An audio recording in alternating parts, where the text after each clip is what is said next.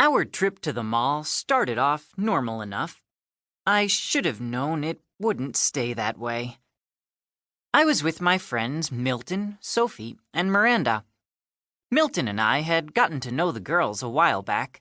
Long story. Then we were all nearly killed by a supervillain in an indestructible suit. Even longer story. "I hate back-to-school sales," Milton complained, looking at a back-to-school sale sign as we wandered into a store. "They should call them Summer's About to Be Over and There's Nothing You Can Do About It sales." "That's not quite as catchy," I said, but I totally knew what he meant. 7th grade was starting in a few days, and I wished there were a way to slow down time, to keep things exactly the way they were.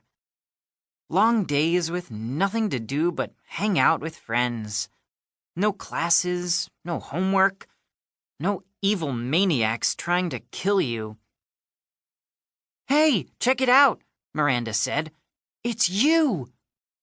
Nearby was a rack of t-shirts, all with the same picture on the front. My picture. Except hardly anybody outside our group would recognize me. My identity was hidden by a uniform and a mask. Super-heroic letters stretched behind me, spelling out, "The Nameless Hero." It was hard to believe that I'd briefly been the most famous kid on the planet, that I'd appeared on TV shows and in commercials, had my face plastered across all kinds of products. It had only been a couple of months since the hype over the Nameless Hero had died down, but to me, it felt like a couple of decades. And apparently, I wasn't the only one who was moving on. The store was obviously trying to get rid of all its Nameless Hero inventory. A sign on top of the rack read, 85% off! All Nameless Hero merchandise must go! Sophie nudged me with her elbow. "That's a pretty good deal. Maybe I should get one." "Or 50, I said. "They'll be collector's items someday. And every time I see it, I'll remember the good old days. Like getting chased around Times Square by clones."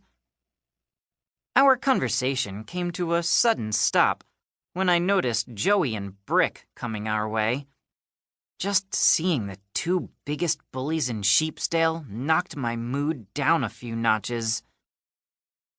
Joey had red hair and a pointed face that reminded me of a rat with an attitude problem. Brick looked like, well, a brick. Joey gave Miranda a harsh look. "Who's the new girl?" He turned his sneer on Sophie. "Is she a freak like you?" Sophie stepped toward Joey and Brick. "Leave us alone." Even though Brick was about twice Sophie's size, a shadow of fear passed over his face.